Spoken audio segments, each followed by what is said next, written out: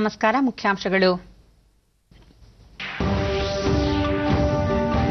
ಒಟ್ಟಾರೆ ಜಮೀನಿನ ಪೈಕಿ 1% ಮಾತ್ರ ಕೈಗಾರಿಕೆಗಳಿಗೆ ಮೀಸಲು. ಕೃಷಿಕರ ಹಿತ ಕಾಪಾಡಲು ಭೂ ಸುಧಾರಣಾ ಮಸೂದೆ ಸಹಕಾರಿ. ಮುಖ್ಯಮಂತ್ರಿ ಬಿಎಸ್ ಯಡಿಯೂರಪ್ಪ.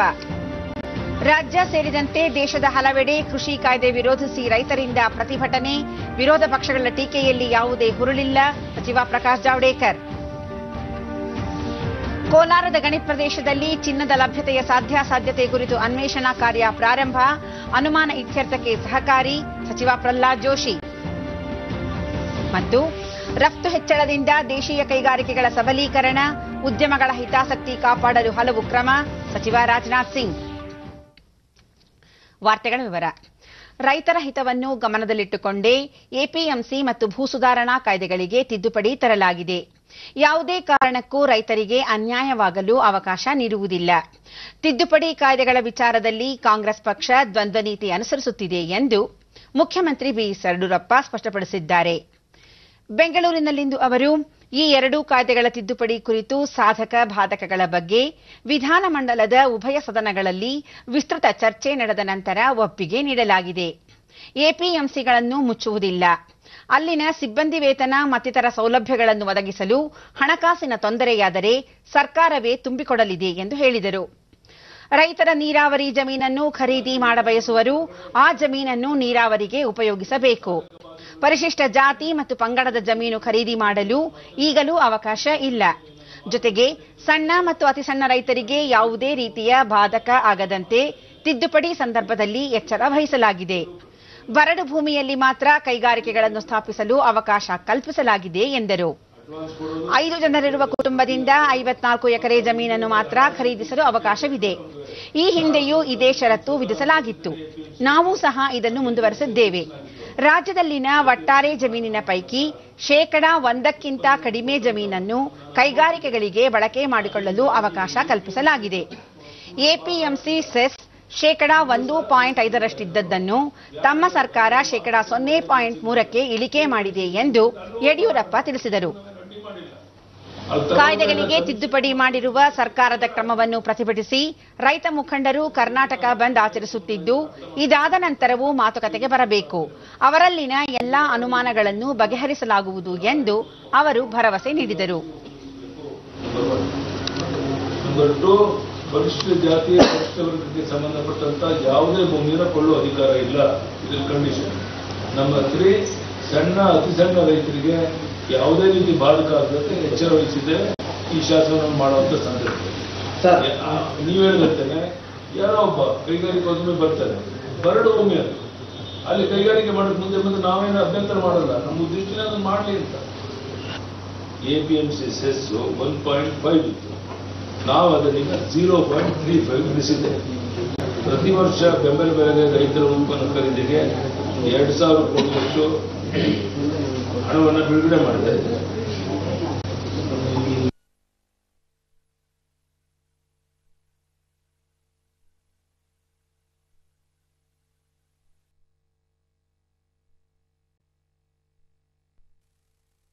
ಇದಕ್ಕೆ ಹಲವೆಡೆ ಮಿಶ್ರ ಪ್ರತಿಕ್ರಿಯೆ ವ್ಯಕ್ತವಾಗಿದೆ.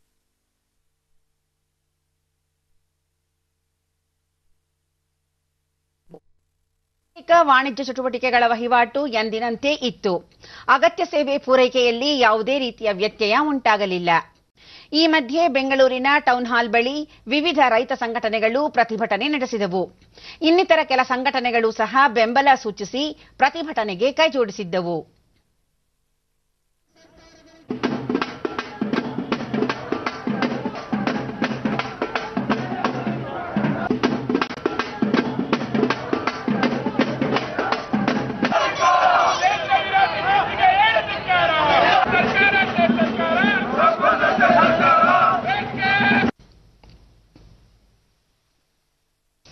ಕೋಲಾರ ಜಿಲ್ಲೆಯ ವಿವಿಧೆಡೆ ರೈತಪರ ಹಾಗೂ ಕನ್ನಡ ಪರ ಸಂಘಟನೆಗಳಿಂದ ಪ್ರಮುಖ ರಸ್ತೆ ವೃತ್ತಗಳಲ್ಲಿ ಪ್ರತಿಭಟನೆ ನಡೆದವು.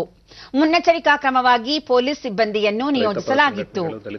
ಈ ಕುರಿತು ಡಿಡಿ ನ್ಯೂಸ್ನೊಂದಿಗೆ ಜಿಲ್ಲಾ ಪೊಲೀಸ್ ವರಿಷ್ಠಾಧಿಕಾರಿ ಕಾರ್ತಿಕ್ ರೆಡ್ಡಿ, ಬಂದ್ ಹಿನ್ನೆಲೆಯಲ್ಲಿ ಮುನ್ನೆಚ್ಚರಿಕಾ ಕ್ರಮವಾಗಿ ರೈತರೊಂದಿಗೆ ಸಮಾಲೋಚನೆ ನಡೆಸಿ ಸಾರ್ವಜನಿಕರಿಗೆ ತೊಂದರೆಯಾಗದಂತೆ ಪ್ರತಿಭಟನೆ ನಡೆಸಲು ಸೂಚಿಸಲಾಗಿತ್ತು. ಆದರೂ ಒತ್ತಾಯಪೂರ್ವಕವಾಗಿ ಅಂಗಡಿ ಮುಂಗಟ್ಟು ಮುಚ್ಚಿಸಲು ಮುಂದಾದವರನ್ನು ಬಂಧಿಸಿ ಕ್ರಮ ಕೈಗೊಳ್ಳಲಾಗಿದೆ ಎಂದು ತಿಳಿಸಿದರು. ನಿನ್ನೆ ಅವರಿಗೆಲ್ಲ ನೋಟಿಸ್ ಜಾರಿ ಮಾಡಿದ್ವಿ. ಬಂದ್ ಏನಿದೆ ಅದು ಇಲ್ಲಿಗಲ್ ಇದೆ. ಸುಪ್ರೀಂ ಕೋರ್ಟ್ ಆದೇಶ ಪ್ರಕಾರ ಯಾರಾದರೂ ಫೋರ್ಸ್ಫುಲಿ ರಸ್ತೆ ತಡೆ ಮಾಡೋದಾಗಲಿ ಅಥವಾ ಸಾರ್ವಜನಿಕರಿಗೆ ಫೋರ್ಸ್ ಮಾಡಿ ಅಂಗಡಿ ಮುಚ್ಚೋದಾಗಲಿ ಈ ಥರ ಕೆಲಸ ಮಾಡಿದ್ರೆ ಅವ್ರ ಮೇಲೆ ಕಾನೂನು ಕ್ರಮ ಕೈಗೊಳ್ತೀವಿ ಅಂತ ಹೇಳಿದ್ವಿ. ಇವತ್ತು 22 ಜನ ಆ ಥರ ವೈಲೇಟ್ ಮಾಡೋಕ್ಕೆ ಹೋದಾಗ ಅವ್ರನ್ನ ನಾವು ಪ್ರಿವೆಂಟಿವ್ ಅರೆಸ್ಟ್ ಮಾಡಿದ್ದೀವಿ.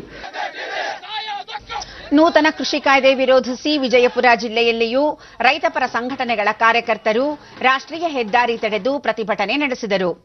ವಿಜಯಪುರ, ಬಸವನ ಬಾಗೇವಾಡಿ, ನಿಡಗುಂದಿ, ಮುದ್ದೇಬಿಹಾಳ, ಇಂಡಿ ಸೇರಿದಂತೆ ಹಲವೆಡೆ ರೈತ ಸಂಘಟನೆಗಳು ಧರಣಿ ನಡೆಸಿ ರಾಜ್ಯ ಹಾಗೂ ಕೇಂದ್ರ ಸರ್ಕಾರದ ವಿರುದ್ಧ ಆಕ್ರೋಶ ವ್ಯಕ್ತಪಡಿಸಿದರು. ಕೃಷಿ ಉತ್ಪನ್ನ ಮಾರುಕಟ್ಟೆಯಲ್ಲಿ ವ್ಯಾಪಾರ ವಹಿವಾಟು ಸಂಪೂರ್ಣ ಸ್ಥಗಿತಗೊಳಿಸಿ ವ್ಯಾಪಾರಿಗಳು, ಲಾರಿ ಚಾಲಕರು ಪ್ರತಿಭಟನೆಗೆ ಬೆಂಬಲ ಸೂಚಿಸಿದರು. ನಾವು ಹಿಂಗೆ ಬಿಟ್ಟಿದ್ದೆ, ಆದ್ರೆ ಮುಂದಿನ ದಿನ ನಮ್ಮ ಇಡೀ ದೇಶನೇ ಕೂಡ ಏನೈತಿ ಕೆಲವು ಉದ್ಯಮಿಗಳ ಕೈಯಲ್ಲಿ ಕೊಟ್ಟು ಹೊಕ್ಕಾರ. ಭೂ ಸುಧಾರಣಾ ಎಪಿಎಂಸಿ ಮಸೂದೆಗಳಿಗೆ ಅಂಕಿತ ಹಾಕಬಾರದು ಎಂದು ಕಾಂಗ್ರೆಸ್ ಮುಖಂಡರು ರಾಜ್ಯಪಾಲ ವಜೂಭಾಯ್ ವಾಲಾ ಅವರಿಗೆ ಮನವಿ ಪತ್ರ ಸಲ್ಲಿಸಿದ್ದಾರೆ. ರಾಜಭವನದಲ್ಲಿ ಇಂದು ರಾಜ್ಯಪಾಲರನ್ನು ಭೇಟಿ ಮಾಡಿ ಮನವಿ ಸಲ್ಲಿಸಿದ ಕಾಂಗ್ರೆಸ್ ಮುಖಂಡರು ಈ ಮಸೂದೆಗಳು ರೈತರಿಗೆ ಮಾರಕವಾಗಿವೆ ಎಂದು ತಮ್ಮ ಪತ್ರದಲ್ಲಿ ತಿಳಿಸಿದ್ದಾರೆ. ಈ ಸಂದರ್ಭದಲ್ಲಿ ಕೆಪಿಸಿಸಿ ಅಧ್ಯಕ್ಷ ಡಿಕೆ ಶಿವಕುಮಾರ್, ವಿರೋಧ ಪಕ್ಷದ ನಾಯಕರಾದ ಸಿದ್ದರಾಮಯ್ಯ, ಎಸ್ಆರ್ ಪಾಟೀಲ್, ಹಿರಿಯ ಮುಖಂಡ ಮತ್ತು ರಾಜ್ಯಸಭಾ ಸದಸ್ಯ ಮಲ್ಲಿಕಾರ್ಜುನ ಖರ್ಗೆ ಸೇರಿದಂತೆ ಮತ್ತಿತರರು ಉಪಸ್ಥಿತರಿದ್ದರು. ಕೃಷಿ ಉತ್ಪನ್ನ ಮಾರುಕಟ್ಟೆ ಸಮಿತಿ ಕಾಯ್ದೆ ವಿಚಾರದಲ್ಲಿ ಕಾಂಗ್ರೆಸ್ ದ್ವಂದ್ವ ನೀತಿ ಬಯಲಾಗಿದೆ. ರೈತರ ಹೋರಾಟದ ಹೆಸರಿನಲ್ಲಿ ರಾಜಕೀಯ ಲಾಭ ಪಡೆಯುವ ಹುನ್ನಾರ ಬಹಿರಂಗವಾಗಿದೆ ಎಂದು ಕೇಂದ್ರ ವಾರ್ತಾ ಮತ್ತು ಪ್ರಸಾರ ಖಾತೆ ಸಚಿವ ಪ್ರಕಾಶ್ ಜಾವಡೇಕರ್ ತಿಳಿಸಿದ್ದಾರೆ. ಚುನಾವಣೆಗೆ ಮುನ್ನ ಕಾಂಗ್ರೆಸ್ ಪಕ್ಷ ಪ್ರಣಾಳಿಕೆಯಲ್ಲಿ ಯಾವ ಭರವಸೆ ನೀಡಿತ್ತೋ ಸರ್ಕಾರ ಈಗ ಅದೇ ಮಸೂದೆಗೆ ಅಂಗೀಕಾರ ಪಡೆದಿದೆ. ಆದರೆ ಕಾಂಗ್ರೆಸ್ ರೈತರನ್ನು ದಾರಿ ತಪ್ಪಿಸಿ ಪ್ರತಿಭಟನೆಗೆ ಮುಂದಾಗಿದೆ. ಇದು ಖಂಡನೀಯ ಎಂದು ತಿಳಿಸಿದರು. ರೈತರ ಮನದಲ್ಲಿ ಗೊಂದಲ ಹುಟ್ಟುಹಾಕುವ ಕಾಂಗ್ರೆಸ್ನ ಪ್ರಯತ್ನ ಫಲ ನೀಡುವುದಿಲ್ಲ. ರೈತರಿಗೆ ಸರ್ಕಾರದ ಕ್ರಮದ ಬಗ್ಗೆ ಅರಿವಿದೆ. ಕನಿಷ್ಠ ಬೆಂಬಲ ಬೆಲೆಯಲ್ಲಿ ಖರೀದಿ ಆರಂಭವಾಗಿದೆ ಎಂಬುದು ತಿಳಿದಿದೆ ಎಂದು ಅವರು ತಿಳಿಸಿದರು. एमएसपी जारी है, एपीएमसी भी मजबूत है और मजबूत तरीके से खरीद शुरू हो गई है. तो अब क्या बचा? आज तक जनता ने आंदोलन देखे, लेकिन ट्रक में से ಕಾಂಗ್ರೆಸ್ ಕಾರ್ಯಕರ್ತರು ಟ್ರಕ್ನಲ್ಲಿ ಟ್ರ್ಯಾಕ್ಟರ್ ತಂದು ಇಂಡಿಯಾ ಗೇಟ್ ಬಳಿ ಸುಡುವ ಮೂಲಕ ತಮ್ಮ ಬಣ್ಣ ಬಯಲು ಮಾಡಿಕೊಂಡಿದ್ದಾರೆ ಎಂದು ತಿಳಿಸಿದರು. कांग्रेस आज बेनकाब हो गई.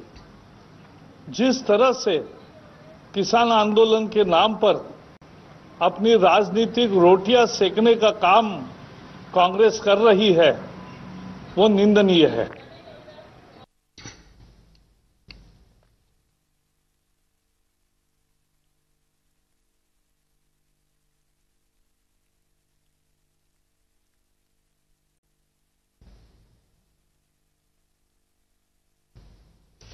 ಕೊರೋನಾ ಬಿಕ್ಕಟ್ಟಿನ ಹಿನ್ನೆಲೆಯಲ್ಲಿ ಇದೇ 21ರಿಂದ 26ರವರೆಗೆ 6 ದಿನಗಳ ಕಾಲ ನಡೆದ 15ನೇ ವಿಧಾನಸಭೆಯ 7ನೇ ಅಧಿವೇಶನ ಅತ್ಯಂತ ಯಶಸ್ವಿ ಹಾಗೂ ಫಲಪ್ರದವಾಗಿ ನಡೆದಿದೆ ಎಂದು ವಿಧಾನಸಭಾಧ್ಯಕ್ಷ ವಿಶ್ವೇಶ್ವರ ಹೆಗಡೆ ಕಾಗೇರಿ ಹೇಳಿದ್ದಾರೆ.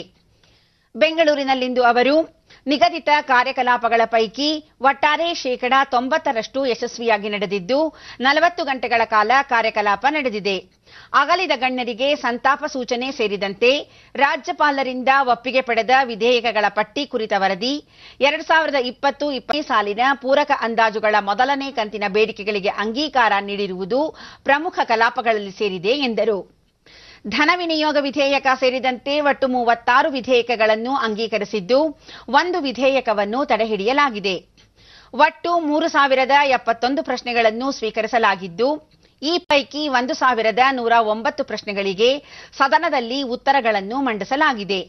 ಲಿಖಿತ ಮೂಲಕ ಉತ್ತರಿಸಲಾಗುವ ಪ್ರಶ್ನೆಗಳಿಗೆ ಉತ್ತರಗಳನ್ನು ಇದೇ ಮೊದಲ ಬಾರಿಗೆ ಇಮೇಲ್ ಮುಖಾಂತರ ಸದಸ್ಯರು ಹಾಗೂ ಮಾಧ್ಯಮದವರಿಗೆ ಒದಗಿಸಲಾಗಿದೆ ಎಂದರು. ವಿವಿಧ ಸ್ಥಾಯಿ ಸಮಿತಿಗಳಿಗೆ ಸದಸ್ಯರನ್ನು ನಾಮನಿರ್ದೇಶನ ಮಾಡಲು ಅನುವು ಮಾಡಿಕೊಡಲಾಗಿದೆ. ವಿಧಾನಸಭೆಯ ಕಾರ್ಯವಿಧಾನ ಮತ್ತು ನಡವಳಿಕೆಯ ನಿಯಮಗಳನ್ನು ಪರಿಶೀಲಿಸಿ ತಿದ್ದುಪಡಿ ತರಲು ಶಿಫಾರಸು ಮಾಡುವುದಕ್ಕಾಗಿ ನಿಯಮಾವಳಿ ಸಮಿತಿಯನ್ನು ರಚಿಸುವ ಅಧಿಕಾರವನ್ನು ಸದನ ತಮಗೆ ನೀಡಿದೆ. ಸಮಿತಿ ರಚನೆ ನಂತರ ಅದರ ಕಾರ್ಯವಿಧಾನಗಳನ್ನು ತಿಳಿಸುವುದಾಗಿ ವಿಶ್ವೇಶ್ವರ ಹೆಗಡೆ ಕಾಗೇರಿ ತಿಳಿಸಿದರು. ಭಾರತದ ಲೆಕ್ಕ ನಿಯಂತ್ರಕರು ಮತ್ತು ಮಹಾ ಲೆಕ್ಕ ಪರಿಶೋಧಕರು ಅವರು ಈ ಧನ ವಿನಿಯೋಗ ಲೆಕ್ಕಗಳನ್ನ, ಹಣಕಾಸು ಲೆಕ್ಕಗಳನ್ನ ಮತ್ತು ರಾಜ್ಯ ಸರ್ಕಾರದ ಹಣಕಾಸಿನ ವ್ಯವಹಾರಗಳ ಲೆಕ್ಕ ಪರಿಶೋಧನಾ ವರದಿಯನ್ನ ಹಾಗೂ 74ನೇ ಸಂವಿಧಾನದ ತಿದ್ದುಪಡಿ ಕಾಯ್ದೆ ಅನುಷ್ಠಾನದ ಮೇಲೆ ಕಾರ್ಯನಿರ್ವಹಣಾ ಲೆಕ್ಕ ಪರಿಶೋಧನೆಯನ್ನ ಸದನದಲ್ಲಿ ನಾವು ಮಂಡಿಸಿದ್ದೇವೆ. ನಾವು 36 ವಿಧೇಯಕಗಳನ್ನ ಅಂಗೀಕರಿಸಿದ್ದೇವೆ. ಇನ್ನೊಂದು ವಿಧೇಯಕವನ್ನ ನಾವು ಚರ್ಚಿಸಿದ್ದೇವೆ, ಆದರೆ ಅದನ್ನ ಅನನ್ಯ ಕಾರಣಗಳಿಗೋಸ್ಕರವಾಗಿ ತಡೆ ಹಿಡಿದಿರುವಂತದ್ದಿದೆ. 3071 ಪ್ರಶ್ನೆಗಳನ್ನ ಸ್ವೀಕರಿಸಿ ಅದರೊಳಗೆ 1109 ಪ್ರಶ್ನೆಗಳನ್ನ ಉತ್ತರವನ್ನ ಸದನದಲ್ಲಿ ಕೊಟ್ಟಿದ್ದೇವೆ. ಮತ್ತು ಮಾಧ್ಯಮದವರಿಗೆ, ನಮ್ಮೆಲ್ಲ ಸದಸ್ಯರುಗಳಿಗೆ ಮತ್ತು ಸಾರ್ವಜನಿಕರಿಗೆ ಈ ಬಾರಿಗೆ ಮೊದಲ ಬಾರಿಗೆ ನಾವು ಇಮೇಲ್ ಮೂಲಕ ಅದರ ಉತ್ತರವನ್ನೆಲ್ಲವನ್ನು ಒದಗಿಸಿದ್ದೇವೆ ತಮ್ಮೆಲ್ಲರಿಗೆ. ಕೋಲಾರದ ಭಾರತ್ ಗೋಲ್ಡ್ ಮೈನ್ ಸಂಸ್ಥೆಯ ಗಣಿಗಾರಿಕಾ ಪ್ರದೇಶದಲ್ಲಿ ಇಂದಿನಿಂದ ಚಿನ್ನದ ಲಭ್ಯತೆಯ ಸಾಧ್ಯಾಸಾಧ್ಯತೆ ಕುರಿತು ಅನ್ವೇಷಣಾ ಕಾರ್ಯ ಪ್ರಾರಂಭವಾಗಿದೆ. ಈ ಪ್ರದೇಶದ ಬೆಟ್ರಾಯಸ್ವಾಮಿ ನಿಕ್ಷೇಪದಲ್ಲಿ ಕೊರೆಯುವ ಕೆಲಸ ಆರಂಭವಾಗಿದ್ದು, ಕಳೆದ 16 ವರ್ಷಗಳಿಂದ ನನೆಗುದಿಗೆ ಬಿದ್ದಿದ್ದ ಅನ್ವೇಷಣಾ ಕಾರ್ಯಕ್ಕೆ ಚಾಲನೆ ದೊರೆತಿದ್ದು, ಈ ಪ್ರದೇಶದಲ್ಲಿ ಚಿನ್ನದ ಲಭ್ಯತೆ ಇದೆಯೇ ಇಲ್ಲವೇ ಎಂಬ ಅನುಮಾನ ಇತ್ಯರ್ಥವಾಗಲು ಸಹಕಾರಿಯಾಗಲಿದೆ ಎಂದು ಕೇಂದ್ರ ಕಲ್ಲಿದ್ದಲು ಮತ್ತು ಸಂಸದೀಯ ವ್ಯವಹಾರಗಳ ಸಚಿವ ಪ್ರಹ್ಲಾದ್ ಜೋಶಿ ತಿಳಿಸಿದ್ದಾರೆ. ಮುಖ್ಯಮಂತ್ರಿ ಬಿಎಸ್ ಯಡಿಯೂರಪ್ಪ ಅವರೊಂದಿಗೆ ಆಗಸ್ಟ್ 28ರಂದು ನಡೆಸಿದ ಮಾತುಕತೆ ಸಂದರ್ಭದಲ್ಲಿ ಅನ್ವೇಷಣಾ ಕಾರ್ಯ ಕೂಡಲೇ ಆರಂಭಿಸುವ ಕುರಿತು ಪ್ರಸ್ತಾಪವಾಗಿತ್ತು. ಅದರನ್ವಯ ಇಂದಿನಿಂದ ಈ ಕಾರ್ಯ ಪ್ರಾರಂಭವಾಗಿದೆ ಎಂದು ಅವರು ಟ್ವೀಟ್ ಸಂದೇಶದಲ್ಲಿ ತಿಳಿಸಿದ್ದಾರೆ. ಪ್ರಧಾನಿ ನರೇಂದ್ರ ಮೋದಿ ಅವರಿಂದು ಡೆನ್ಮಾರ್ಕ್ ಪ್ರಧಾನಿ ಮೆಟ್ಟೆ ಫ್ರೆಡ್ರಿಕ್ಸನ್ ಅವರೊಂದಿಗೆ ವರ್ಚುವಲ್ ವೇದಿಕೆಯ ಮೂಲಕ ದ್ವಿಪಕ್ಷೀಯ ಶೃಂಗಸಭೆಯಲ್ಲಿ ಪಾಲ್ಗೊಂಡರು. ಭಾರತ ನಾರ್ಡಿಕ್ ಸಭೆ ನಡೆಸುವ ಡೆನ್ಮಾರ್ಕ್ ಪ್ರಧಾನಮಂತ್ರಿಯವರ ಪ್ರಸ್ತಾವಕ್ಕೆ ಧನ್ಯವಾದ ಅರ್ಪಿಸಿದ ಪ್ರಧಾನಿ, ಕೋವಿಡ್ ಪರಿಸ್ಥಿತಿ ತಿಳಿಯಾದ ಬಳಿಕ ಡೆನ್ಮಾರ್ಕ್ಗೆ ಬರುವುದಾಗಿ ತಿಳಿಸಿದರು. ಈ ವರ್ಚುವಲ್ ಸಭೆಯ ಮೂಲಕ ಎರಡೂ ದೇಶಗಳ ನಡುವಿನ ಬಾಂಧವ್ಯ ವರ್ಧನೆ ಕುರಿತ ಉದ್ದೇಶಕ್ಕೆ ಹೊಸ ರೂಪ ದೊರೆತಿದ್ದು, ಕಳೆದ ಕೆಲವು ತಿಂಗಳುಗಳ ಘಟನಾವಳಿಗಳು ಭಾರತ ಡೆನ್ಮಾರ್ಕ್ನಂತಹ ಸಮಾನ ಮನಸ್ಕ ದೇಶಗಳ ನಡುವೆ ನಿಯಮಾಧಾರಿತ, ಪಾರದರ್ಶಕ, ಮಾನವೀಯ ಮತ್ತು ಪ್ರಜಾಪ್ರಭುತ್ವದ ಮೌಲ್ಯಗಳನ್ನು ಹಂಚಿಕೊಂಡು ಒಗ್ಗೂಡಿ ಶ್ರಮಿಸುವ ಅವಶ್ಯಕತೆಯನ್ನು ಪ್ರತಿಪಾದಿಸಿವೆ ಎಂದರು. ಲಸಿಕೆ ತಯಾರಿಕೆಯಲ್ಲಿ ಕೂಡ ಸಮಾನ ಮನಸ್ಕ ದೇಶಗಳ ನಡುವೆ ಸಹಯೋಗ ಏರ್ಪಟ್ಟಿದ್ದು, ಈ ಸೋಂಕಿನಿಂದ ಮುಕ್ತಿ ಪಡೆಯಲು ಸಹಕಾರಿಯಾಗಲಿದೆ. ಭಾರತದ ಔಷಧ ವಲಯದ ಸಾಮರ್ಥ್ಯ ಇಡೀ ವಿಶ್ವಕ್ಕೆ ಪ್ರಸಕ್ತ ಸನ್ನಿವೇಶದಲ್ಲಿ ಅನುಕೂಲವಾಗಿದೆ. ನಾವು ಇದನ್ನು ಲಸಿಕೆ ತಯಾರಿಕೆಯಲ್ಲೂ ಮುಂದುವರಿಸಲು ಇಚ್ಛಿಸುತ್ತೇವೆ. ಇದು ಸ್ವಾವಲಂಬಿ ಭಾರತದ ಆಶಯವೂ ಕೂಡ ಆಗಿದೆ ಎಂದು ಹೇಳಿದರು.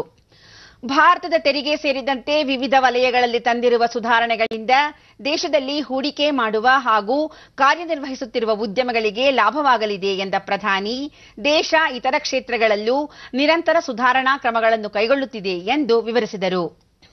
इस प्रयत्न में जुड़ सकते हैं. इस संदर्भ में मेरा मानना है कि हमारी वर्चुअल समिट न सिर्फ भारत डेनमार्क संबंधों के लिए उपयोगी सिद्ध होगी, बल्कि वैश्विक चुनौतियों के प्रति भी एक साझा अप्रोच बनाने में मदद करेगी. एक बार फिर से एक्सेलेंसी, आपके समय के लिए बहुत बहुत धन्यवाद करता हूं. अब मैं आपको अपने ओपनिंग रिमार्क्स के लिए आमंत्रित करना चाहता हूं. And cooperation ಡೆನ್ಮಾರ್ಕ್ ಪ್ರಧಾನಿ, ಕೋವಿಡ್ ಜಾಗತಿಕ ಸವಾಲಾಗಿದ್ದು ದ್ವಿಪಕ್ಷೀಯ ಮತ್ತು ಬಹುಪಕ್ಷೀಯ ಸಹಕಾರ ಅತ್ಯಗತ್ಯ. ಸಮಾನ ಮನಸ್ಕ ದೇಶಗಳು ಒಗ್ಗೂಡಿ ಶ್ರಮಿಸುವ ಅಗತ್ಯವಿದೆ ಎಂಬ ಪ್ರಧಾನಮಂತ್ರಿಯವರ ಮಾತುಗಳಿಗೆ ಬೆಂಬಲ ವ್ಯಕ್ತಪಡಿಸಿದರು. That we are like-minded countries when it comes to the support of a global world society based on multilateral ideas and values. With India and Denmark joining hands together today, I am confident that we are able to overcome both the situation when it comes to COVID-19, but also when it comes to climate changes. And because of that, we are able in our cooperation to build a better future for our people. Thank you so much. ಇದೇ ಸಂದರ್ಭದಲ್ಲಿ ಬೌದ್ಧಿಕ ಆಸ್ತಿ ಸಹಕಾರ ಕುರಿತಂತೆ ಎರಡೂ ದೇಶಗಳ ನಡುವೆ ತಿಳುವಳಿಕೆ ಒಪ್ಪಂದಕ್ಕೆ ಅಂಕಿತ ಹಾಕಲಾಯಿತು.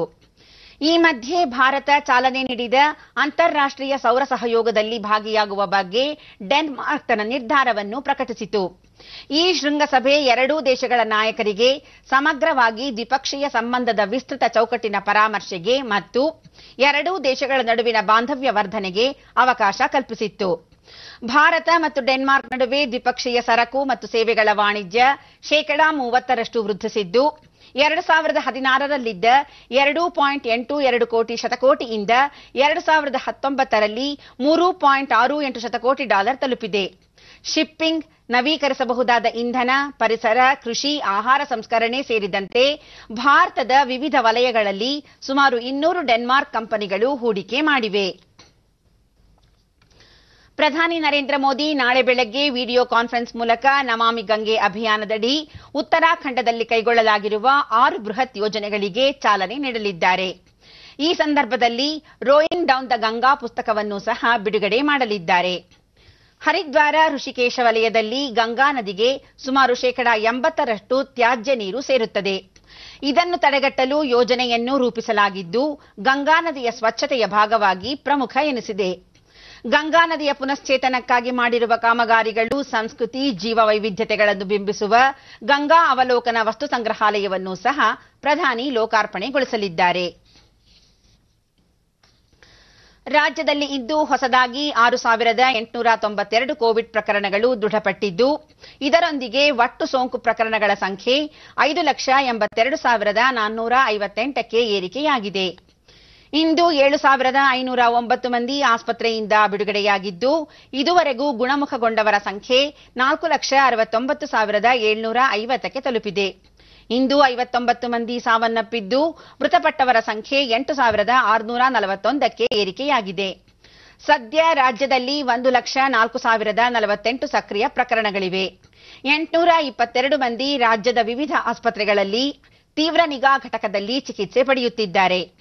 58,862 ಮಂದಿಗೆ ಇಂದು ಪರೀಕ್ಷೆ ನಡೆಸಿದ್ದು, ಇದುವರೆಗೂ 47,18,722 ಮಂದಿಗೆ ಕರೋನಾ ಪರೀಕ್ಷೆ ನಡೆಸಲಾಗಿದೆ ಎಂದು ಆರೋಗ್ಯ ಮತ್ತು ಕುಟುಂಬ ಕಲ್ಯಾಣ ಇಲಾಖೆ ತಿಳಿಸಿದೆ. ಬೆಂಗಳೂರಿನಲ್ಲಿ 2,722 ಮಂದಿಗೆ ಸೋಂಕು ತಗುಲಿದ್ದು, ಒಟ್ಟು ಸೋಂಕು ಪ್ರಕರಣಗಳ ಸಂಖ್ಯೆ 2,23,569ಕ್ಕೆ ಏರಿಕೆಯಾಗಿದೆ.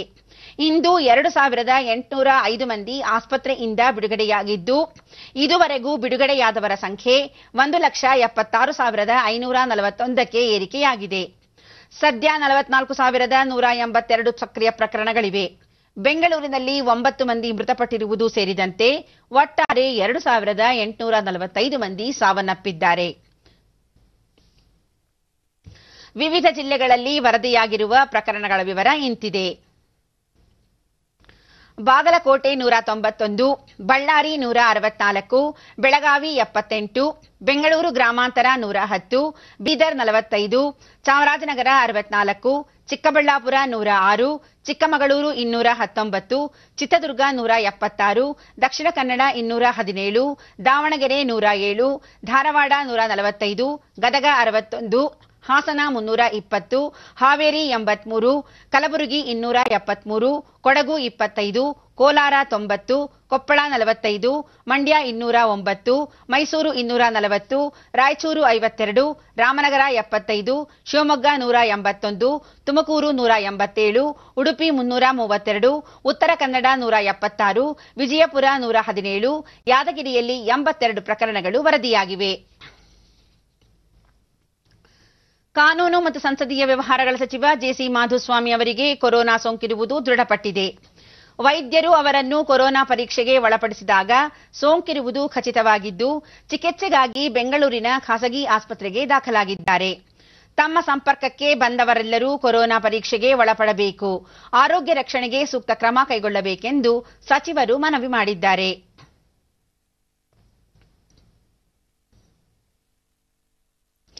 ಈ ನಡುವೆ ಕಲಬುರಗಿ ಸಂಸದ ಡಾಕ್ಟರ್ ಉಮೇಶ್ ಜಾಧವ್ ಅವರಿಗೂ ಕೊರೋನಾ ಸೋಂಕಿರುವುದು ದೃಢಪಟ್ಟಿದ್ದು ಬೆಂಗಳೂರಿನ ಜಯದೇವ ಆಸ್ಪತ್ರೆಗೆ ದಾಖಲಾಗಿದ್ದಾರೆ.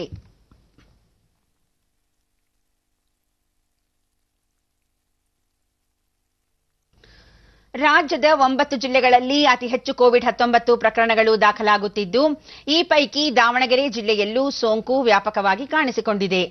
ಜಿಲ್ಲೆಯಲ್ಲಿ ಈವರೆಗೆ 15,451 ಸೋಂಕು ಪ್ರಕರಣಗಳು ದಾಖಲಾಗಿದ್ದು, ಈವರೆಗೆ 12,368 ಮಂದಿ ಚೇತರಿಸಿಕೊಂಡು ಆಸ್ಪತ್ರೆಯಿಂದ ಬಿಡುಗಡೆ ಹೊಂದಿದ್ದಾರೆ. ಒಟ್ಟು 2,843 ಸಕ್ರಿಯ ಪ್ರಕರಣಗಳಿದ್ದು, ಈವರೆಗೆ 420 ಮಂದಿ ಮೃತಪಟ್ಟಿದ್ದಾರೆ.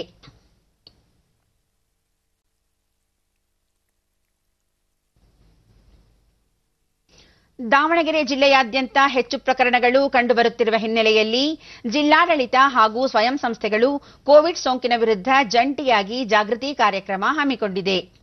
ಜಿಲ್ಲೆಯ ರೆಡ್ ಕ್ರಾಸ್ ಸಂಸ್ಥೆ ಹಾಗೂ ಲೈಫ್ಲೈನ್ ಸಂಸ್ಥೆಗಳು ನಗರದ ಪ್ರಮುಖ ವೃತ್ತಗಳು, ಮಾರುಕಟ್ಟೆ ಪ್ರದೇಶಗಳು, ವಾಣಿಜ್ಯ ಮಳಿಗೆಗಳು, ರಸ್ತೆಗಳಲ್ಲಿ ಜನಜಾಗೃತಿ ಕೈಗೊಂಡಿವೆ. ಸ್ಯಾನಿಟೈಸರ್ ಬಳಕೆ ಮಾಡುವ ವಿಧಾನ, ಮಾಸ್ಕ್ ಧರಿಸುವ ಬಗ್ಗೆ, ಸುರಕ್ಷಿತ ಅಂತರ ಇತ್ಯಾದಿಗಳ ಬಗ್ಗೆ ವೈದ್ಯರು, ಸ್ವಯಂ ಸೇವಕರು ಪ್ರಾತ್ಯಕ್ಷಿಕೆ ಮೂಲಕ ಅರಿವು ಮೂಡಿಸುತ್ತಿದ್ದಾರೆ.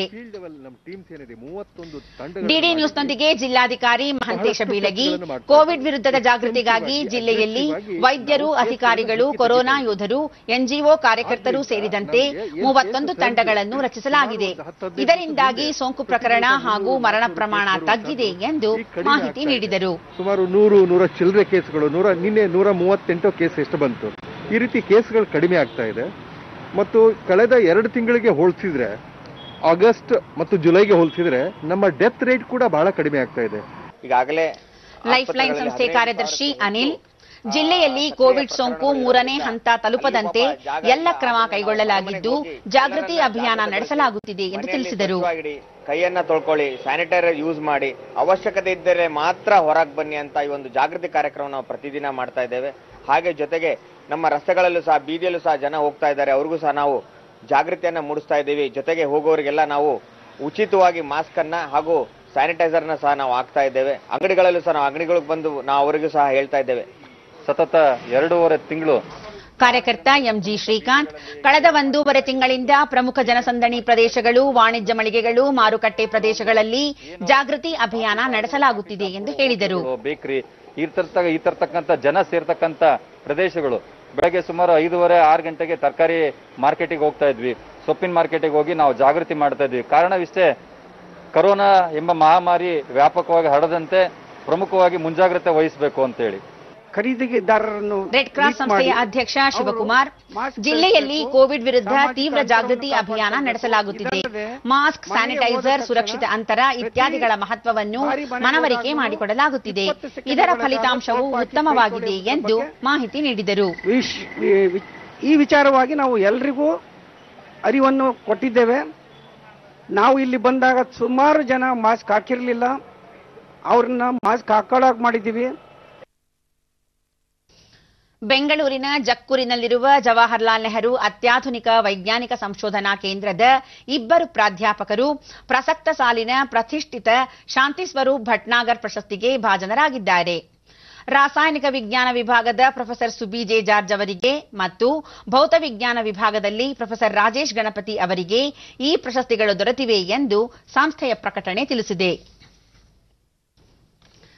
ಜನರು ದೈಹಿಕವಾಗಿ ಸದೃಢವಾಗಿದ್ದರೆ ದೇಶವು ಸದೃಢವಾಗಿರುತ್ತದೆ ಎಂಬ ಪ್ರಧಾನಿ ನರೇಂದ್ರ ಮೋದಿ ಅವರ ಕರೆಯ ಮೇರೆಗೆ ದೇಶಾದ್ಯಂತ ನಡೆಯುತ್ತಿರುವ ಫಿಟ್ ಇಂಡಿಯಾ ಅಭಿಯಾನದ ಫ್ರೀಡಂ ರನ್ ಅಂಗವಾಗಿ ಬೆಳಗಾವಿಯ ಕೇಂದ್ರೀಯ ಮೀಸಲು ಪೊಲೀಸ್ ಪಡೆಯ ಕೋಬ್ರಾ ಕಮಾಂಡೋ ತರಬೇತಿ ವಿಭಾಗದ 12 ಯೋಧರು ಇಂದು ಮುಂಜಾನೆ ಬೆಳಗಾವಿಯಿಂದ ಬೆಂಗಳೂರಿನತ್ತ ಸ್ವಾತಂತ್ರ್ಯ ಓಟವನ್ನು ಆರಂಭಿಸಿದ್ದಾರೆ. ಸಂಜೆ ವೇಳೆಗೆ ಹುಬ್ಬಳ್ಳಿ ತಲುಪಿರುವ ಈ ಯೋಧರು ಬೆಂಗಳೂರುವರೆಗಿನ 550 ಕಿಲೋಮೀಟರ್ ಕ್ರಮಿಸಲು ನಿರ್ಧರಿಸಿದ್ದಾರೆ. ಈ ತಂಡದ ನೇತೃತ್ವವನ್ನು ಸೆಕೆಂಡ್ ಇನ್ ಕಮಾಂಡ್ ಸಂದೀಪ್ ಶರ್ಮಾ ವಹಿಸಿದ್ದಾರೆ. ಜನರು ಆರೋಗ್ಯವಾಗಿದ್ದು ಸದೃಢವಾಗಿದ್ದರೆ ಸದೃಢ ಭಾರತವನ್ನು ನಿರ್ಮಿಸಲು ಸಾಧ್ಯ ಎಂಬ ಸಂದೇಶವನ್ನು ಜನರಿಗೆ ತಲುಪಿಸುವ ಉದ್ದೇಶದಿಂದ ಈ ಓಟ ಕಾರ್ಯಕ್ರಮವನ್ನು ಹಮ್ಮಿಕೊಳ್ಳಲಾಗಿದೆ. ಡಿಡಿ ನ್ಯೂಸ್ನೊಂದಿಗೆ ಕೋಬ್ರಾ ಕಮಾಂಡೋ ಪಡೆಯ ಸುನಿಲ್ ಮಿಶ್ರಾ, ಬೆಳಗಾವಿಯಿಂದ ಬೆಂಗಳೂರಿನವರೆಗೆ ಸ್ವಾತಂತ್ರ್ಯ ಓಟ ಹಮ್ಮಿಕೊಳ್ಳಲಾಗಿದೆ. ಪ್ರತಿನಿತ್ಯ 160 ಕಿಲೋಮೀಟರ್ ಕ್ರಮಿಸುವ ಮೂಲಕ ಮುಂದಿನ 3 ದಿನಗಳಲ್ಲಿ ಬೆಂಗಳೂರು ತಲುಪುವ ಗುರಿ ಹೊಂದಿದ್ದೇವೆ ಎಂದರು. जो 3 दिन में हम लोगों को पूरा करना है, ऑल ओवर इंडिया में स्टार्ट हुआ है 1 करोड़ किलोमीटर रन करना है टोटल सीआरपीएफ को। सर हम लोग फिट ಕೋಬ್ರಾ ಪಡೆಯ ಮತ್ತೋರ್ವ ಯೋಧ ಇಬ್ರಾಹಿಂ 1 ತಿಂಗಳಲ್ಲಿ 1 ಕೋಟಿ ಕಿಲೋಮೀಟರ್ನಷ್ಟು ಓಟ ಮಾಡಬೇಕೆಂದು ಪ್ರಧಾನಿಯವರ ಕರೆಯ ಮೇರೆಗೆ ದೇಶಾದ್ಯಂತ ಫ್ರೀಡಂ ರನ್ ನಡೆಯುತ್ತಿದ್ದು ನಾವು ಸಹ ಇದರ ಭಾಗವಾಗಿ ಈ ಕಾರ್ಯಕ್ರಮವನ್ನು ಹಮ್ಮಿಕೊಂಡಿದ್ದೇವೆ ಎಂದರು. फिट रहने से क्या है जो भी हमारा मतलब बीमारी दूर हो जाएगा और जो भी कोरोना है उससे हम लड़ सकते हैं, हमारा ह्यूमनिटी पावर भी बढ़ सकता है। और हमारा है जो कोबरा का एक ट्रेनिंग सेंटर है बेलगांव में, जो हम कोबरा कमांडो तैयार करते हैं, उसमें हम बहुत मेहनत करते हैं कमांडो, जो 3 महीने की ट्रेनिंग मिलती है जो हर दिन. ಮತ್ತೋರ್ವ ಯೋಧ ಸದೃಢ ಜನರೊಂದಿಗೆ ಸದೃಢ ಭಾರತ ನಿರ್ಮಾಣ ಮಾಡಬೇಕೆಂಬ ಕಲ್ಪನೆ ಉಪಯುಕ್ತವಾಗಿದ್ದು ಪ್ರತಿಯೊಬ್ಬರೂ ದೈಹಿಕವಾಗಿ ಸದೃಢರಾಗಲು ಪ್ರಯತ್ನಿಸುವ ಅಗತ್ಯವಿದೆ ಎಂದರು. हम एक संदेश देना चाहते हैं आम आदमी को या पॉलिटिशियन के लिए, जो भी है जो अपने देश के लिए अगर फिट रहना है तो मेहनत करना पड़ेगा, दौड़ना पड़ेगा, दौड़ेगा इंडिया तो फिट रहेगा इंडिया. भारत माता की जय. ಕೊಪ್ಪಳ ಜಿಲ್ಲೆಯ ಉಪಲಾಪುರ ಶಾಲೆಯಲ್ಲಿ ಡಿಜಿಟಲ್ ಹಾಗೂ ನಲಿಕಲಿ ತರಗತಿಗಳನ್ನು ಆರಂಭಿಸಲಾಗಿದ್ದು ಮಕ್ಕಳಲ್ಲಿರುವ ಪ್ರತಿಭೆಯನ್ನು ಗುರುತಿಸಿ ಕೌಶಲ್ಯಾಧಾರಿತ ಶಿಕ್ಷಣ ನೀಡಲಾಗುತ್ತಿದೆ. 2018ರಿಂದಲೇ ಡಿಜಿಟಲ್ ನಲಿಕಲಿ ತರಗತಿಗಳನ್ನು ಇಲ್ಲಿ ಆರಂಭಿಸಲಾಗಿದ್ದು ಈ ಶಾಲೆಯು ಮಾದರಿ ಶಾಲೆಯಾಗಿ ರೂಪುಗೊಂಡಿದೆ. ಶಾಲೆಯಲ್ಲಿ ಕನ್ನಡ ಹಾಗೂ ಇಂಗ್ಲಿಷ್ ಅಕ್ಷರಗಳು, ದೈನಂದಿನ ಬಳಕೆ ಪದಗಳು, ಪ್ರಾಣಿ ಪಕ್ಷಿಗಳು, ದಿಕ್ಕುಗಳು, ಹಿರಿಯ ಸಾಹಿತಿಗಳು, ವಾರ ತಿಂಗಳುಗಳು, ಸಂಕಲನ ವ್ಯವಕಲನ ಸೇರಿದಂತೆ ಗಣಿತ ಲೆಕ್ಕಾಚಾರ, ರಾಜ್ಯದ ಮುಖ್ಯಮಂತ್ರಿ ಸಚಿವರು, ಮೊಬೈಲ್ ಹಾಗೂ ಅದರಲ್ಲಿರುವ ಆಪ್ಗಳು, ನದಿ ಸಮುದ್ರ ಹೀಗೆ ಮಕ್ಕಳಿಗೆ ಅಗತ್ಯವಿರುವ ಪ್ರಮುಖ ಮಾಹಿತಿಯುಳ್ಳ ಚಿತ್ರಗಳು ಇಲ್ಲಿ ಅನಾವರಣಗೊಂಡಿವೆ. ಒಟ್ಟಾರೆ ಡಿಜಿಟಲ್ ಮಾಧ್ಯಮ ಬಳಸಿಕೊಂಡು ಪಾಠ ಪ್ರವಚನಗಳನ್ನು ರೂಪಿಸಲಾಗಿದೆ. ಡಿಡಿ ನ್ಯೂಸ್ನೊಂದಿಗೆ ವಿದ್ಯಾರ್ಥಿ ನಿಂಗಜ್ಜ ಹೊಸ ವಿಷಯಗಳನ್ನು ಚಿತ್ರಾಧಾರಿತವಾಗಿ ತಿಳಿಸಿಕೊಡುತ್ತಿದ್ದಾರೆ. ಇದರಿಂದ ಕಲಿಕೆ ಪ್ರಕ್ರಿಯೆ ಸುಲಭವಾಗಿದೆ ಎಂದರು. ಎಲ್ಲ ತೋರಿಸ್ತಾರೆ, ಕಂಪ್ಯೂಟರ್ ಕಲಿಸ್ತಾರೆ, ಎಲ್ಲ ನಮಗೆ ಏನೇನು ಗೊತ್ತಿರಲ್ರಿ ಎಲ್ಲ ತೋರಿಸ್ತಾರೆ. ಅದ್ರಾಗ ಚೆನ್ನಾಗಿ ಸ್ಥಳೀಯರಾದ ಮುಕ್ಕಲಪ್ಪ ಶಾಲೆಯಲ್ಲಿ ಸುಲಭ ಕ್ರಮದಲ್ಲಿ ಮಕ್ಕಳಿಗೆ ಪಾಠ ಹೇಳುತ್ತಿರುವುದರಿಂದ ಅವರ ಜ್ಞಾನಾರ್ಜನೆಗೆ ಸಹಕಾರಿಯಾಗಿದೆ ಎಂದು ತಿಳಿಸಿದರು. ಕುಂಬಿ ಚಿತ್ರಗಳು ಎಲ್ಲ ಮಾಡಿಸ್ತಾರೆ, ಅಕ್ಷರಗಳು ಬರ್ತಾ ಇರ್ತಾರೆ ಸರ್. ಮೊದಲಿಗೆ ಏನಿದ್ರು ಸರ್ ಈಗ ತರ ನಮ್ಮ ಮಹೇಶ್ವರ ಆಗ ಭಾಸ್ಕರ್ ಅವರು ಬಂದು ಎಲ್ಲ ಇದೆಲ್ಲ ಇಂಪ್ರೂವ್ಮೆಂಟ್ ತಂದಿರ್ತಾರೆ. ಇದುವರೆಗೆ ನಮ್ಗೆಲ್ಲ ಇದು ಸಂತೋಷ ಪಡ್ತಾರೆ ಸರ್. ಕಂಪ್ಯೂಟರ್ ಸಹಿತ ಇರಲಿಲ್ಲ. ಶಿಕ್ಷಕ ಮಹೇಶ್ ಶಾಲೆಯಲ್ಲಿ ಮಕ್ಕಳ ದಾಖಲಾತಿ ಸಂಖ್ಯೆ ಹೆಚ್ಚಿಸುವುದರ ಜೊತೆಗೆ ಅವರನ್ನು ಆಕರ್ಷಿಸಿ ಉತ್ತಮ ವಿದ್ಯಾಭ್ಯಾಸ ನೀಡಲು ಶಿಕ್ಷಕರೆಲ್ಲ ಸೇರಿ ಶಾಲೆಯಲ್ಲಿ ಡಿಜಿಟಲ್ ಪರಿಕ್ರಮಗಳನ್ನು ಅಳವಡಿಸಿಕೊಳ್ಳಲಾಗಿದೆ ಎಂದು ತಿಳಿಸಿದರು. ಸರ್ ಅಂತ ಹೇಳಿದ್ವಿ, ಸ್ವತಃ ನಾನೇ POP ಪೇಂಟಿಂಗ್ ಎಲ್ಲವನ್ನು ಮಾಡಿ ನಮ್ಮ ಮುಖ್ಯ ಶಿಕ್ಷಕರ ಸಹಕಾರದಿಂದ ಈ ಹಳ್ಳಿ ಗ್ರಾಮೀಣ ಪ್ರದೇಶದಲ್ಲಿ ಇಷ್ಟರ ಮಟ್ಟಿಗೆ ಅಂದ್ರೆ ನಮ್ಮಲ್ಲಿ digital class room, teaching class room ನಾವು 2018ರಲ್ಲಿ ಪ್ರಾರಂಭಿಸಿದೆವು. ಈಗ ನಮ್ಮ ಮಕ್ಕಳು ಒಂದು 4 ಮತ್ತು 5ನೇ ಕ್ಲಾಸಿನ ಮಕ್ಕಳು ಕನ್ನಡ DDP ಮಾಡಲು ಅರ್ಹರಿದ್ದಾರೆ. ಅಷ್ಟು ಕಂಪ್ಯೂಟರ್ ಅವರಿಗೆ ಜ್ಞಾನವನ್ನು ನಾವು ಬೋಧನೆ ಮಾಡಿದ್ದೇವೆ. ಈ ಹೊಸ ರಾಷ್ಟ್ರೀಯ ಶಿಕ್ಷಣ ಮುಖ್ಯ ಶಿಕ್ಷಕ ಬಾಳಪ್ಪ ತಂತ್ರಜ್ಞಾನ ಬಳಸಿ ಶಾಲೆಯಲ್ಲಿ ಆಧುನಿಕ ಬೋಧನಾ ಕೊಠಡಿ ನಿರ್ಮಿಸಲಾಗಿದೆ. ಕಲಿಕೆಯಲ್ಲಿ ಮಕ್ಕಳಿಗೆ ಆಸಕ್ತಿ ಮೂಡಿಸಿ ಗುಣಾತ್ಮಕ ಶಿಕ್ಷಣ ನೀಡಲಾಗುತ್ತಿದೆ ಎಂದರು. ಅದೇ ರೀತಿ ನಾವು ನಮ್ಮ ಪ್ರಾಥಮಿಕ ಶಾಲಾ ಶಿಕ್ಷಣದಲ್ಲಿ ಇವಾಗ ಅದೇ ಅಂಶಗಳನ್ನು ಅಳವಡಿಸಿಕೊಂಡು ಮಕ್ಕಳಿಗೆ ನಲಿಕಲಿ ಇರಬಹುದು ಅಥವಾ ತಾಂತ್ರಿಕ ಶಿಕ್ಷಣದ ಡಿಜಿಟಲ್ ಇರಬಹುದು, ಡಿಜಿಟಲ್ ಶಿಕ್ಷಣ ಇರಬಹುದು, ನಾವು ಪ್ರಾಥಮಿಕ ಶಿಕ್ಷಣದಿಂದ ಕೂಡ ಅದನ್ನು ಅಳವಡಿಸಿದ್ರಿಂದ ಮಕ್ಕಳು ಬಹಳ ಖುಷಿಯಿಂದ ಅದನ್ನ ಒಂದು ವಾಹನದ ವ್ಯವಸ್ಥೆ ಇಲ್ಲತಕ್ಕಂಥ ಪರಿಸ್ಥಿತಿಯಲ್ಲಿ ಕ್ಷೇತ್ರ ವಿಭಾಗೀಯ ಸಮೂಹ ಸಂಪನ್ಮೂಲ ಅಧಿಕಾರಿ CRP ಹನುಮಂತಪ್ಪ ವಿದ್ಯಾರ್ಥಿಗಳಿಗೆ ಡಿಜಿಟಲ್ ಮಾಧ್ಯಮವನ್ನು ಬಳಸಿಕೊಂಡು ಪಾಠ ಪ್ರವಚನಗಳನ್ನು ಮಾಡುತ್ತಿರುವುದರಿಂದ ಅವರಲ್ಲಿ ಹಿಂದಿಗಿಂತಲೂ ಹೆಚ್ಚಿನ ಆಸಕ್ತಿ ಮೂಡಿದೆ ಎಂದು ತಿಳಿಸಿದರು. ನಮ್ಮ ಸರ್ಕಾರಿ ಶಾಲೆಗಳಲ್ಲಿ ದಾಖಲಾತಿ ಸಂಖ್ಯೆಯನ್ನು ಹೆಚ್ಚಿಸಬಹುದು ಅಂತಕ್ಕಂಥ ಒಂದು ಉದ್ದೇಶವನ್ನು ಇಟ್ಕೊಂಡು ಸ್ವತಃ ನೂತನ ರಕ್ಷಣಾ ದಾಸ್ತಾನು ಪ್ರಕ್ರಿಯೆ DAP 2020 ಮೇಕ್ ಇನ್ ಇಂಡಿಯಾ ಉಪಕ್ರಮದ ಮೂಲಕ ಭಾರತದ ದೇಶೀಯ ಕೈಗಾರಿಕೆಗಳನ್ನು ಸಬಲೀಕರಿಸಲಿದೆ ಎಂದು ರಕ್ಷಣಾ ಸಚಿವ ರಾಜನಾಥ್ ಸಿಂಗ್ ಇಂದು ಅಭಿಪ್ರಾಯಪಟ್ಟಿದ್ದಾರೆ. DAP 2020 ಬಿಡುಗಡೆ ಮಾಡಿದ ಅವರು ದೇಶವನ್ನು ಜಾಗತಿಕ ಉತ್ಪಾದನಾ ತಾಣವಾಗಿ ಮಾಡುವ ಪ್ರಧಾನಿಯವರ ಆತ್ಮನಿರ್ಭರ ಭಾರತ ದೃಷ್ಟಿಕೋನಕ್ಕೆ ರಕ್ಷಣಾ ದಾಸ್ತಾನು ಪ್ರಕ್ರಿಯೆ ಅನುಗುಣವಾಗಿದೆ ಎಂದು ತಿಳಿಸಿದ್ದಾರೆ. ಬಾಧ್ಯಸ್ಥರುಗಳಿಂದ ವ್ಯಾಪಕ ಆಯಾಮದ ಸಲಹೆಗಳನ್ನು ಪಡೆದುಕೊಂಡ ತರುವಾಯ DAP 2020 ರೂಪಿಸಲಾಗಿದ್ದು ಭಾರತೀಯ ದೇಶೀಯ ಉದ್ಯಮದ ಹಿತಾಸಕ್ತಿಗಳನ್ನು ಕಾಪಾಡುವಾಗ ಆಮದಿಗೆ ಪರ್ಯಾಯವಾಗಿ ಮತ್ತು ರಫ್ತು ಮಾಡಲು ಉತ್ಪಾದನಾ ಕೇಂದ್ರಗಳನ್ನು ಸ್ಥಾಪಿಸಲು ನೇರ ವಿದೇಶಿ ಬಂಡವಾಳ ಉತ್ತೇಜಿಸಲು DAP 2020 ಸಮರ್ಪಕವಾಗಿ ನಿಬಂಧನೆಗಳನ್ನು ಒಳಗೊಂಡಿದೆ.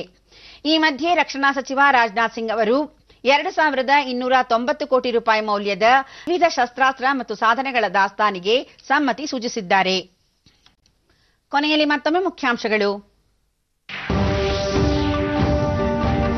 ಒಟ್ಟಾರೆ ಜಮೀನಿನ ಪೈಕಿ 1% ಮಾತ್ರ ಕೈಗಾರಿಕೆಗಳಿಗೆ ಮೀಸಲು, ಕೃಷಿಕರ ಹಿತ ಕಾಪಾಡಲು ಭೂ ಸುಧಾರಣಾ ಮಸೂದೆ ಸಹಕಾರಿ, ಮುಖ್ಯಮಂತ್ರಿ ಬಿಎಸ್ ಯಡಿಯೂರಪ್ಪ. ರಾಜ್ಯ ಸೇರಿದಂತೆ ದೇಶದ ಹಲವೆಡೆ ಕೃಷಿ ಕಾಯ್ದೆ ವಿರೋಧಿಸಿ ರೈತರಿಂದ ಪ್ರತಿಭಟನೆ, ವಿರೋಧ ಪಕ್ಷಗಳ ಟೀಕೆಯಲ್ಲಿ ಯಾವುದೇ ಹುರುಳಿಲ್ಲ, ಸಚಿವ ಪ್ರಕಾಶ್ ಜಾವಡೇಕರ್. ಕೋಲಾರದ ಗಣಿ ಪ್ರದೇಶದಲ್ಲಿ ಚಿನ್ನದ ಲಭ್ಯತೆಯ ಸಾಧ್ಯಾಸಾಧ್ಯತೆ ಕುರಿತು ಅನ್ವೇಷಣಾ ಕಾರ್ಯ ಪ್ರಾರಂಭ, ಅನುಮಾನ ಇತ್ಯರ್ಥಕ್ಕೆ ಸಹಕಾರಿ, ಸಚಿವ ಪ್ರಹ್ಲಾದ್ ಜೋಶಿ. ಮತ್ತು ರಫ್ತು ಹೆಚ್ಚಳದಿಂದ ದೇಶೀಯ ಕೈಗಾರಿಕೆಗಳ ಸಬಲೀಕರಣ, ಉದ್ಯಮಗಳ ಹಿತಾಸಕ್ತಿ ಕಾಪಾಡಲು ಹಲವು ಕ್ರಮ, ಸಚಿವ ರಾಜನಾಥ್ ಸಿಂಗ್. ಇಲ್ಲಿಗೆ ಇಂದಿನ ವಾರ್ತಾ ಪ್ರಸಾರ ಮುಕ್ತಾಯವಾಯಿತು. ಸತ್ಯ, ಸಮರ್ಥ, ಸಂಪೂರ್ಣ ಸುದ್ದಿಗಾಗಿ ವೀಕ್ಷಿಸಿ ಚಂದನ ವಾರ್ತೆ. ನಮ್ಮ ಮುಂದಿನ ವಾರ್ತಾ ಪ್ರಸಾರ ನಾಳೆ ಬೆಳಗ್ಗೆ 11 ಗಂಟೆಗೆ ಡಿಡಿ ಚಂದನದಲ್ಲಿ. ನಮಸ್ಕಾರ.